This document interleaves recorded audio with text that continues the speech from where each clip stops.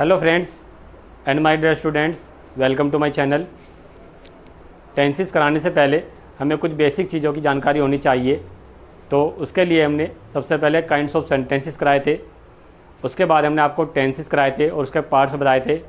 फिर उसके बाद हमने आपको नंबर्स बताए थे। नंबर्स हमारे दो प्रकार के होते हैं, सिंगुलर नंबर और प्लूरल नंबर। सिंगुलर यानी कि एक वचन और प्लूरल यानी कि बहुवचन। जब हम सेंटेंस बनाते हैं तो सेंटेंस बनाते समय हम सब्जेक्ट को देखते हैं और सब्जेक्ट के अकॉर्डिंग ही हम अपनी हेल्पिंग वर्ब लगाते हैं। तो हमारा जो सब्जेक्ट है वो दो तरह से होता है, या तो सिंगुलर होता है या फिर प्लूरल होता है। तो उसके लिए हमें नंबर्स की यानी कि वचन की जानकारी होनी बहुत ज़रूरी है, ताकि हमें पता लग जाए कि हमारा सब्जेक्ट सिंगुलर है या प्लूरल है। तो उसके बाद अब हमारा नेक्स्ट टॉपिक है आज का केस। केस यानी कि कारक। केस यानी कि कारक, इसको हम प्रोनाउंस टेबल भी बोलते हैं। इसको हम प्रोनाउंस टेबल भी बोलते हैं। तो केस जो है हमारे तीन प्रकार के होते हैं। नंबर एक सब्जेक्टिव केस, नंबर दो पॉजेसिव केस, नंबर तीन ऑब्जेक्टिव केस। अब जो हमारे हैं ये केस हैं, subjective case, possessive case, objective case, ये हमारे होते क्या हैं, इनके बारे में थोड़ा डिटेल में पढ़ लेंगे। सबसे पहले हम देखेंगे यहाँ पर कि जो हमारा सब्जेक्टिव केस लिख रहा है, इसी के अंदर ये लिखा हुआ है यहाँ पर सब्जेक्ट, यानी कि सब्जेक्टिव केस यानी कि सब्जेक्ट। ये जो सब्जेक्टिव केस होते हैं ये हमारे सब्जेक्ट होते हैं जो हमारे सेंटेंसेस में सब्जेक्ट का काम करते हैं। ये हमारे कई प्रकार के होते हैं, first person, second person, third person, तीन प्रकार के होते हैं। इनके बारे में बताएंगे आगे। तो सब्जेक्टिव केस यानी कि हमारा जो सब्जेक्ट होता है, जो सब्जेक्ट का काम करता है, उसको हम बोलते हैं सब्जेक्टिव केस। अब अगला आता है पॉजेसिव केस। पॉजेसिव केस होता है यानी कि अपने की अंग्रेजी।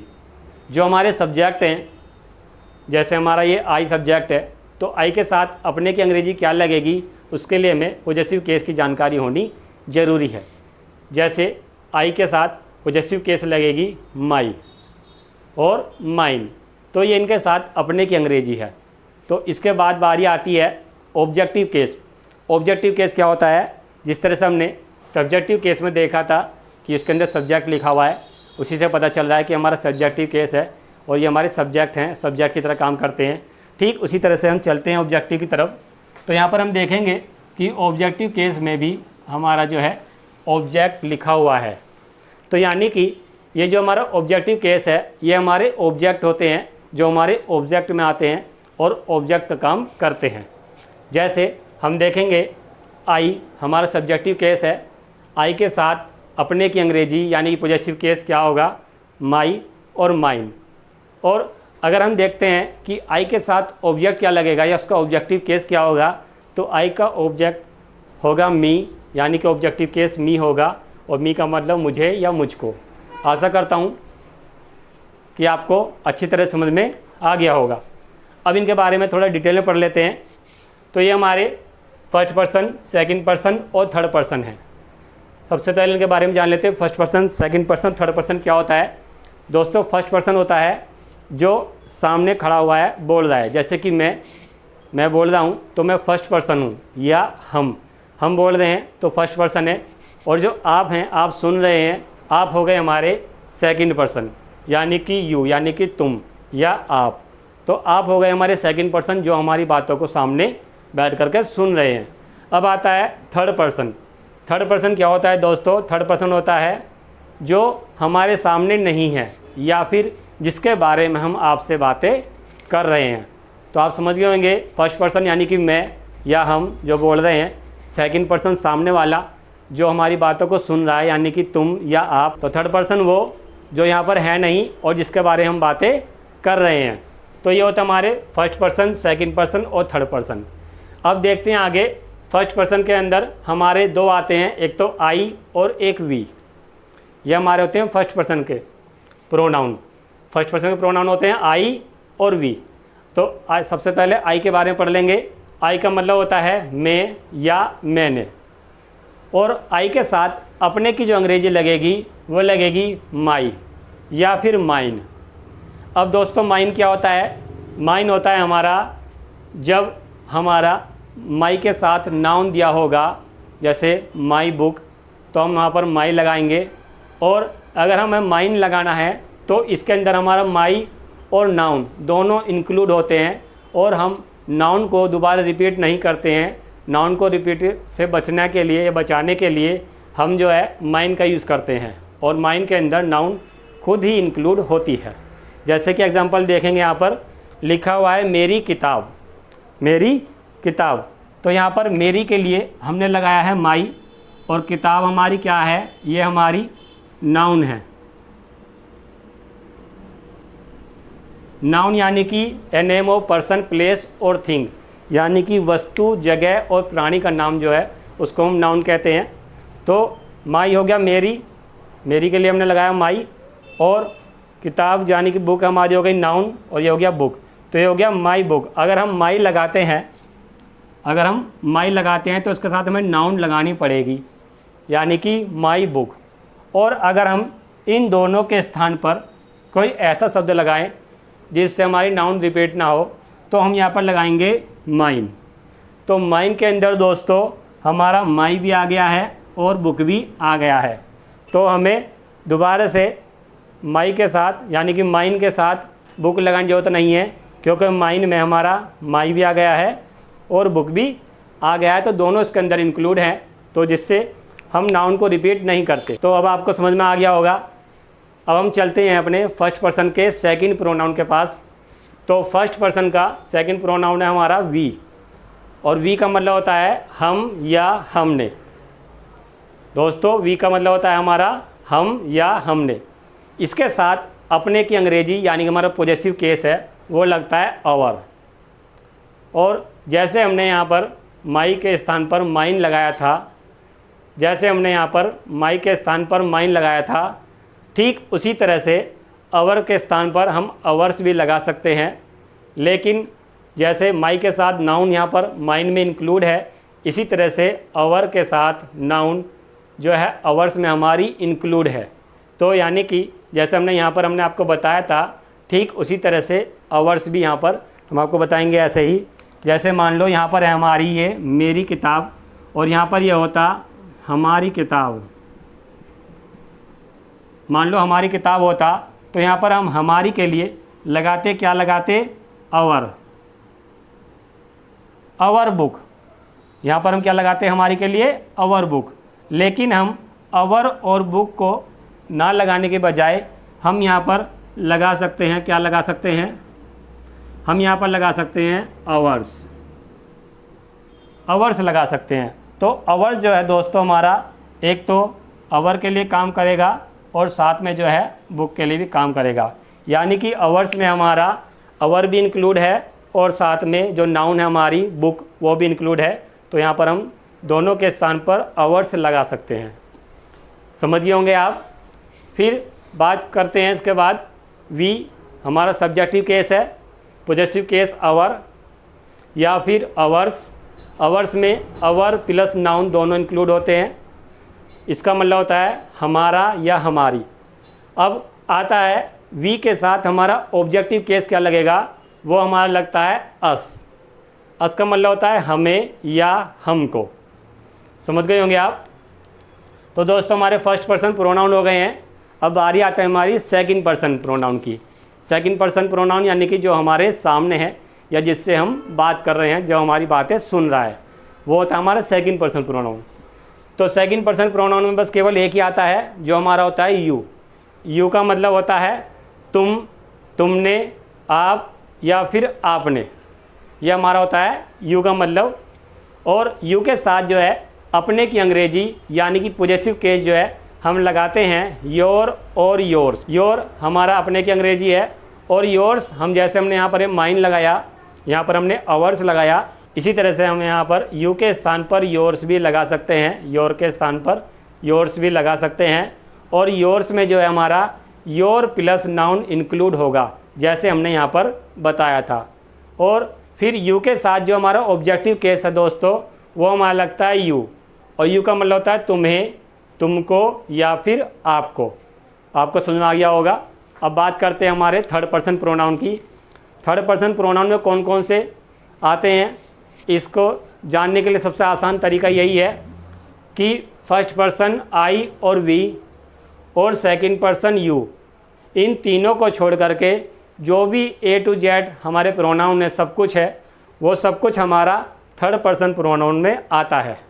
यानी कि कहने मतलब ये है, इन तीनों को छोड़कर जो भी शेष बचता है, जितना भी सब कुछ है, वो सब हमारा थर्ड पर्सन प्रोनाउन में आता है। तो थर्ड पर्सन प्रोनाउन होता क्या है? थर्ड पर्सन प्रोनाउन होता है जो हमारे सामने मौजूद नहीं है और जिसके बारे में हम बातें कर रहे हैं। तो थर्ड पर्सन प्रोनाउन में सबसे पहले आता है हमारा ही होता है वह या उसने। तो ही के अंदर ये सभी आपके आ जाएंगे, यानी कि इन सभी के लिए आप ही का यूज़ कर सकते हैं जब इनका प्रोनाउन लगाना होगा, जैसे boy, brother, father, teacher, doctor, player, peon, son, student, कोई भी नाम, राम, रोहित, अजय या जो भी किसी व्यक्ति का नाम हो वो सब, विजय एक्सेट्रा। लेकिन शर्त क्या है? शर्त यह है कि वो हमारे मेल होने चाहिए, यानी कि पुरुष होने चाहिए, तभी हम उसके लिए प्रोनाउन ही का यूज़ करेंगे। और कोई भी, इनके अलावा कोई भी आ सकता है, कोई भी एक जो पुरुष हो, यानी कि कोई भी एक जो पुरुष हो वो भी इसके अंदर आ सकता है, चाहे वॉशरमैन हो, मिल्कमैन हो या कारपेंटर हो, कोई भी हो, उसके लिए हम यहाँ पर प्रोनाउन ही का यूज़ कर सकते हैं। और ही का मतलब होता है वह या उसने। तो ही के साथ पॉजेसिव केस यानी कि अपने की अंग्रेजी आएगी हिज का मतलब होता है उसका या उसकी। और दोस्तों इन सभी के साथ पॉजेसिव केस यानी कि अपने की अंग्रेजी हम क्या लगाते हैं? हिज ही लगाते हैं। और ये मैंने यहाँ पर लिख रखा है कि इन सभी के साथ अपने की अंग्रेजी के लिए हिज लगती है, यानी कि अपने की अंग्रेजी के लिए हिज लगाते हैं। अब दोस्तों बात कर लेते हैं ही के ऑब्जेक्टिव केस की। ही के ऑब्जेक्टिव केस यानी कि इन सभी के साथ जो ऑब्जेक्टिव केस है वो क्या लगेगा हमारा? वो हमारा लगेगा दोस्तों हिम। और हिम का मतलब होता है उसे, उसको, यानी कि उसे या उसको। तो ये हमारा सब्जेक्टिव केस हैं सारे ही, और ये सब हमारे सब्जेक्टिव केस हैं। और इनके साथ अपने की अंग्रेजी यानी पॉजेसिव केस लगेगा हिज, उसका मतलब होता है उसका या उसकी।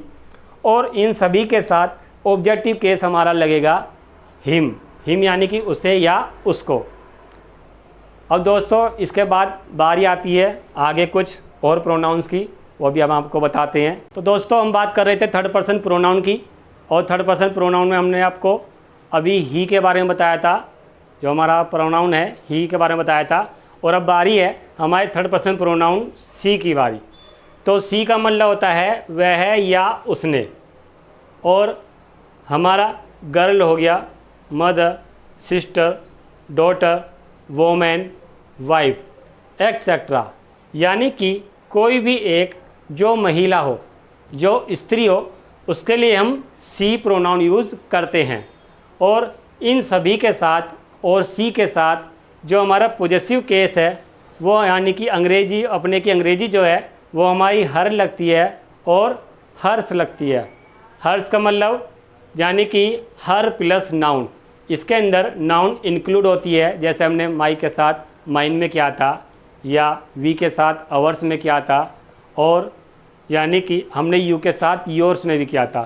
ठीक उसी तरह से सी के साथ अपने की अंग्रेजी हर या फिर हर्ष, इसका मतलब होता है उसका या उसकी। अब बात करते हैं इन सभी के साथ जो हम अपने की अंग्रेजी लगाएंगे या पॉजेसिव केस लगाएंगे वो हम हर और हर से लगाते हैं। यहाँ पर मैंने लिखा भी है कि इन सभी के साथ अपने के लिए हर या फिर हर्ष लगाते हैं। तो और बात करते हैं सी के ऑब्जेक्टिव केस की। सी का ऑब्जेक्टिव केस हमारा होता है हर, इसका मतलब होता है उसे या उसको। दोस्तों आपको समझ में आ गया होगा।